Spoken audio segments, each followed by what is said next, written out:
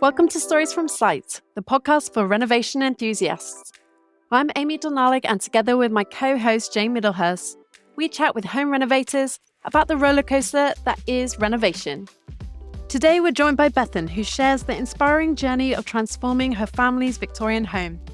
We explore the value of having a dedicated architect throughout the process, balancing budgets and maintaining the quality of the build, as well as the leaps of faith involved in the process.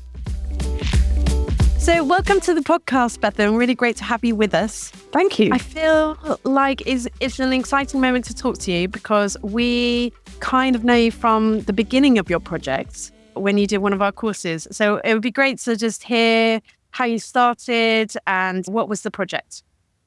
Yeah, so the project is that we renovated the dining, kitchen, kind of external. So probably 50% of the ground floor of our property and all the externals.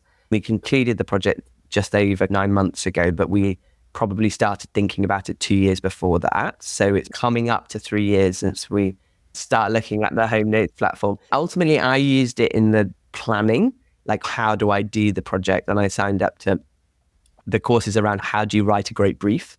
We worked with Delve Architects for our project. So we chose them as the architect and use less of the content after that because I was more reliant on them as the partner. But yeah, really for framing that up from what was our project. And I think really stepping back and taking the time. And I think the bit that resonated with me the most when we did that was me and my wife making sure that we actually had the same brief and where the deviations of the brief were and how you align before you're trying to communicate that to anyone else was a really valuable part, and really documenting it quite significantly helped with how we progressed from that point. So how did you find Delve Architects?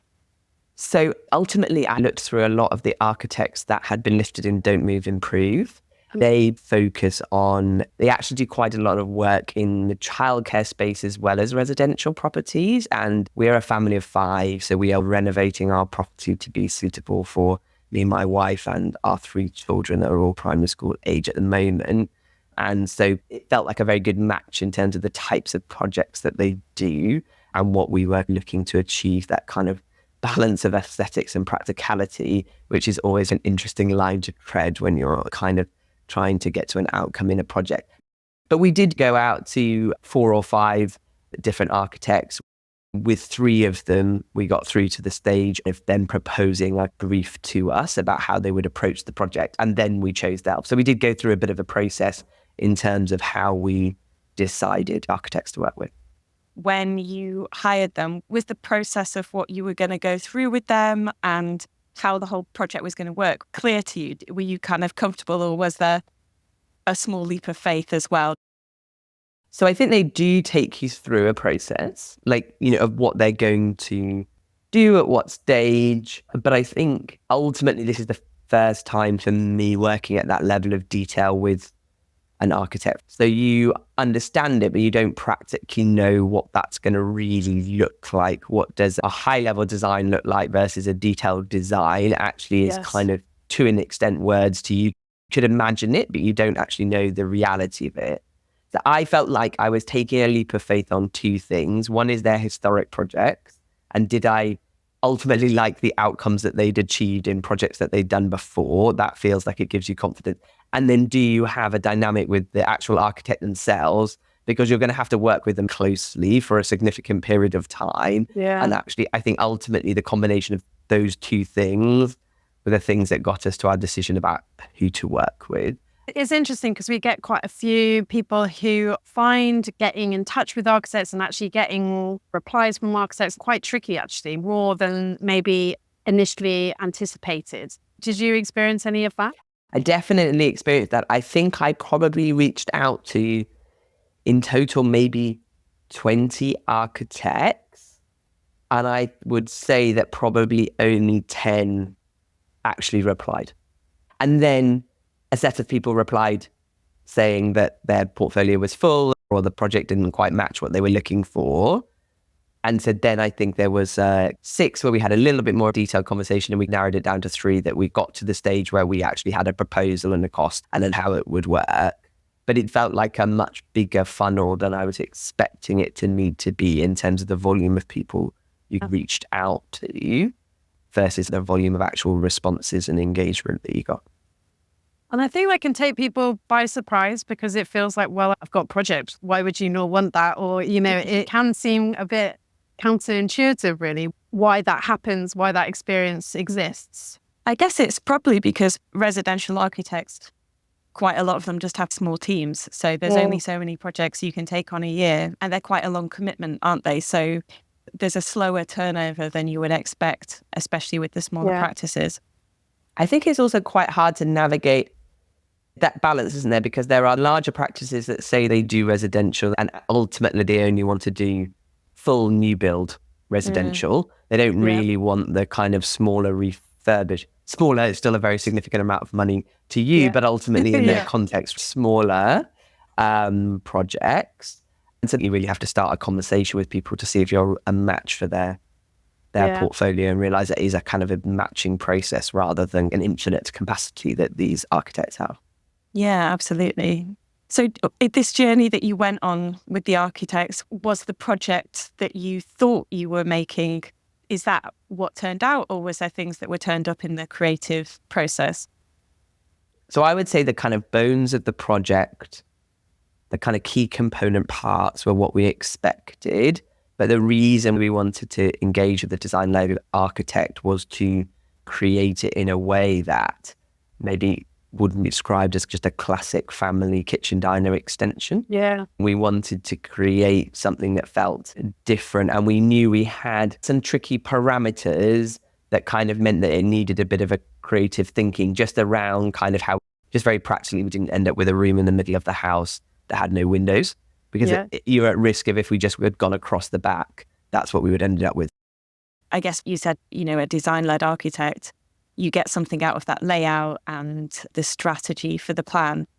But then a really fun part is the detailing and the materiality when that comes to life post-planning. Do you think you could talk to us a little bit about that process? Yes. So I think that we used an architect supported us for the whole process. So when you do get a proposal, you obviously have the choices about how many stages they're going to kind of come through the process with you. They supported us through detailed design and on-site. In the detailed design process, I felt there was a lot of choice on your side as the client, but you're kind of being presented with a already curated set of solutions rather than feeling like you're infinitely looking at all options of kitchen that are kind of on the internet. And therefore we were able to work with different, we worked with smart plastics for our worktop in part of our kitchen, and in our utility room, which is a recycled plastic product. Actually, the one we've gone for is made from yogurt pots. You can see the little bits of foil in the kind of finish. So it kind of looks like, from a distance, has that kind of terrazzo look, but ultimately when you touch it, it's a plastic finish. Those feel like the products we would have never found. We also have a birch ply wall finished dining area to define the space between the main kitchen and the dining space. It's obviously one open plan space, but how you try and make it not feel like a giant white space. And we went with a different wall treatment with exposed beams in the dining area. Those are the things I just don't think we would have had any of the confidence to do. And also, but if you do make those decisions, I think you do kind of have to have that relationship with the architect for the whole build. I wouldn't have had the confidence to explain to the builder how to do that. And we needed, we needed that continuity through the whole process, because we were using a local builder that hadn't done this before. They're not used to finishing birch ply. And so you have to decide where the expertise is that's going to help you get to the finish that you're hoping for. And I know that you got your kitchen from Plykea. So Plykea did our kitchen and our utility room. In our dining pod, that was made with the birch ply that had been finished on the wall. So that was on-site built, but they did our kitchen and utility room. I think that's such a key point about doing anything that's slightly different or slightly unusual is quite tricky to manage that process with contractors, and having somebody who can take those decisions right from concept through to delivery is such a key aspect of having an architect with that skill set, because part of their job is to guide the contractor to how to use different materials and different finishes that they wouldn't otherwise have used. I think that really shows in the finish of the project. You can really see the quality of the build. It's such a beautiful space. Do you think there are any other points or benefits of having that service all the way through? I think there's something about time. Yeah. So if you're going to manage a project of this scale, there is lots of time that is needed to manage it. The benefit of having the architect is that, in a way, they're not a project manager, but they are helping you get through the project and advising you on lots of stages, even just some of the basic things like how do we find a structural engineer or who should we use for building control. They've already got a book of those people to make some of those more functional decisions quite quick, and also can really help you understand, work with the cost people to manage that process early as well, so that you can get visibility of cost quite early in your process. And they really did manage the planning process for us as well. I was expecting to be much more heavily involved in, but our relationship with our architect meant that they kind of took full ownership to that management of the planning process with Windsor, which is the council that we were managing that process with. We are in a conservation area, so there's that, that did have its kind of challenges. We did have to make changes in planning related to that. So actually those processes feeling like they were just wholly managed, me and my wife both have full-time jobs and 3 children. Yeah. There's only so much capacity. But I was going to say, on the counter to that, actually, you still need to realize there is still a lot of time needed from you. I was working from home during the period of time that we were in the build. I was constantly working at this relationship with the builders where they could text me to check whether I was or wasn't on a call to come down and answer like the next question, because they just are. I'm not necessarily sure how some of these processes worked when everyone was in the office all the time, because actually there really is kind of constant questions because things just come up on a daily basis that need answering. You have to have a process in which you're going to answer that. So I think the architect helps in that some of more of those things are anticipated. There is a natural cycle, like a weekly meeting on site where you can go through lots of those things. But on the other side, there still is a lot in the moment to kind of answer and deal with as problems and challenges come up and new things get discovered. Well, even in the design process, I think it's surprising just how time-consuming it is to make decisions on what you like or what works, what doesn't, even when you're presented with options, which I think is great. And I love your way of seeing it as this curated presentation of a trustworthy set of things. But even then, you have to decide what you like. You have to work with the person you live with. It's tricky.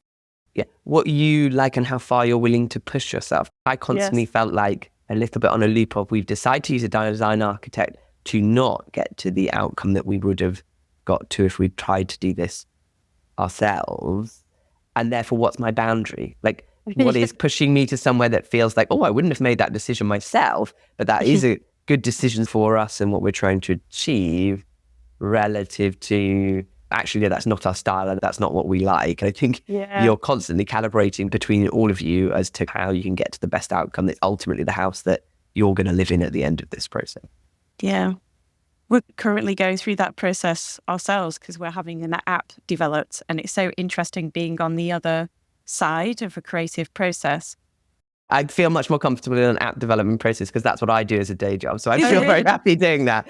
That's so interesting, isn't it? It's been quite hard to sign off because at the design stage, when you're in a build project, once you've signed off, we're quite aware that it's like, that's it now, it's getting built, and it's really hard to get any changes done after the contractor's on site. Of course, there's questions, obviously, as you go through, but there's that trepidation with the fact that it's a solid physical thing and it's very hard to update and change. I think our developers were like, that's the whole process. Like, we build this, but then you get to change it afterwards. There's going to be lots more iterations of this thing that you've made, which is true to a certain extent with houses, but it's not quite as easy to switch out one thing for another once you've got your steels in, for example. But there are some very permanent decisions in the house process. Yeah. So I guess we've talked about a lot of the positives. Is there anything that really surprised you about the process?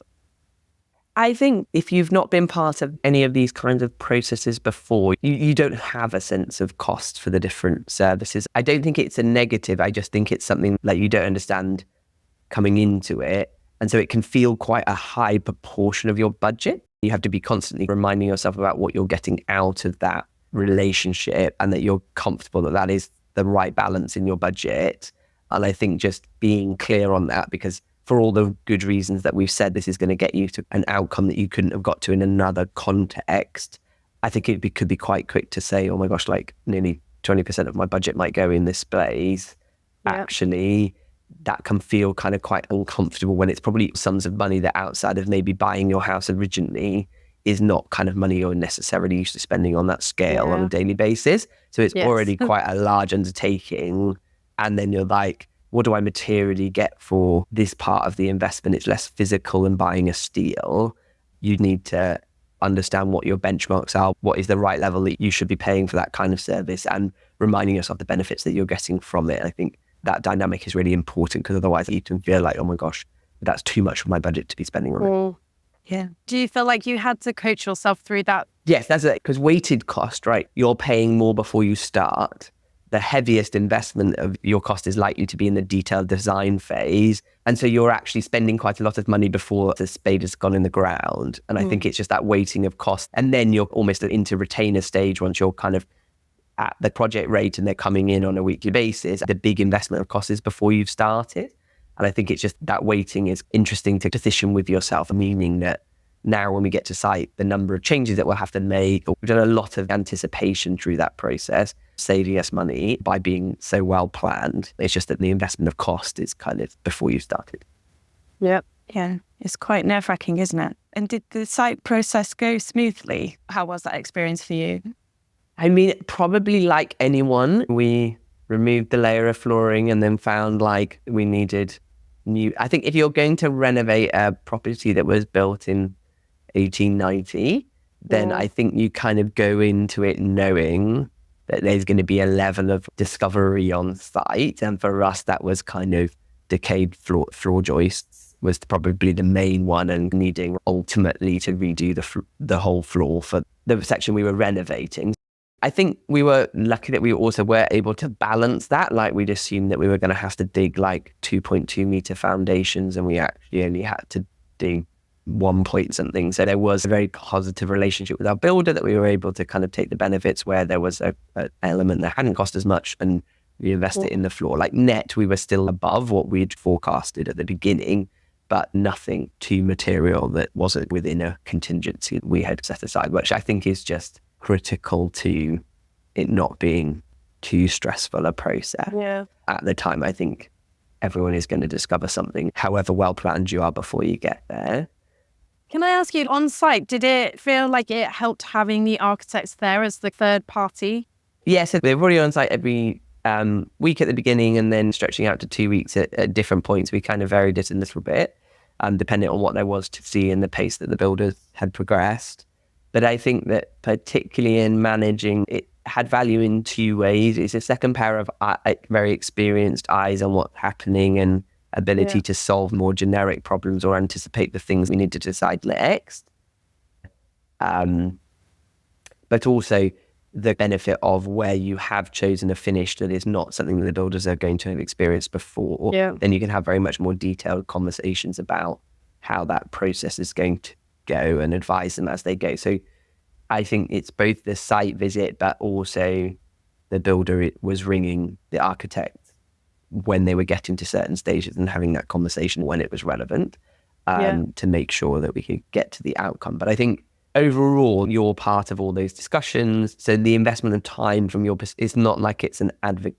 You can't kind of pass it over, as it were, to them to like you're very much, it's a trio. And I think there's still quite a lot of onus on you to make those decisions. Probably not more than I anticipated, but it doesn't take away that responsibility.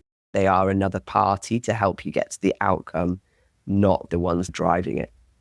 Well, I think what's tricky is when you don't have that architect, having conversations, especially around payments or works completed, it can become quite emotional quite quickly, I think. Yeah, and the other part that they led was an agreement on percentage completion with the builder. So at each of those site meetings, we paid on, like, we weren't paying kind of on a like pre-agreed payment terms. Yeah. We were paying based on what percentage completion on the items that were on the original contract. So they did the original contract for us with the builder, and then also were able to kind of agree what the work packages were in that contract. And then we were agreeing like percentage completion against those work packages. So I felt like I would have been very much dependent on the builder to be directing how or to manage that process, which when it's such a significant amount of money, having a third person in that equation and you feeling like I've only paid for what's been done made me feel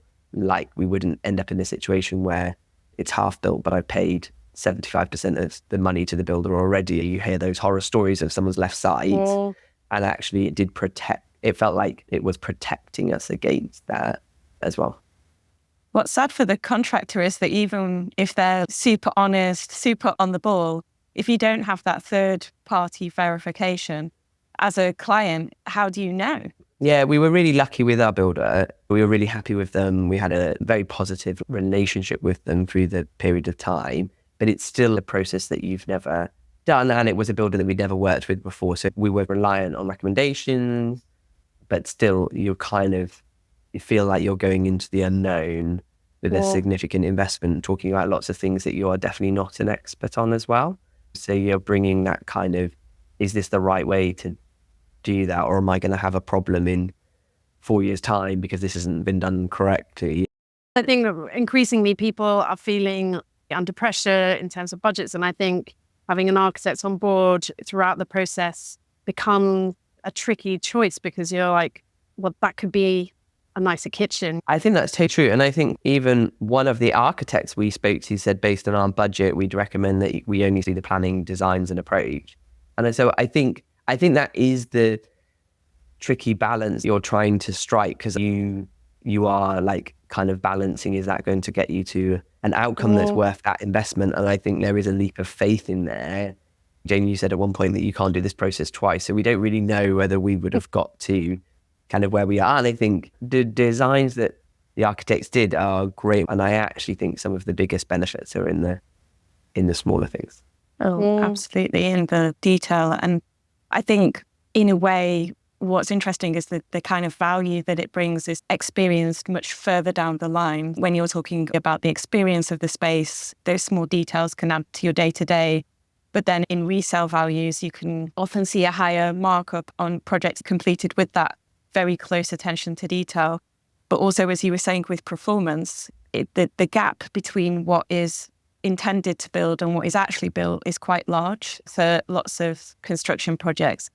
And as you said, just getting the right people to make sure that that quality is maintained right through to the end of the project means that your value, hopefully that you've invested in the house, will have longevity to it in terms of energy efficiency and the quality of the build so that it stands the test of time.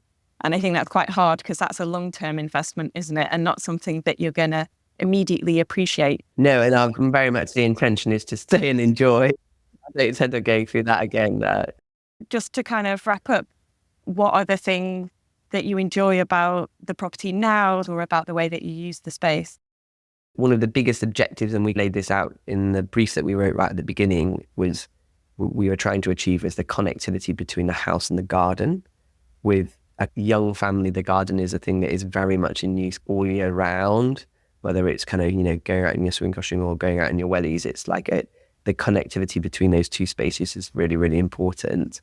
And that's the thing that we really love. It feels like the kitchen dining space we have now is like a pod within our garden, and it's just connected all year round. And I think that is the big benefit for us.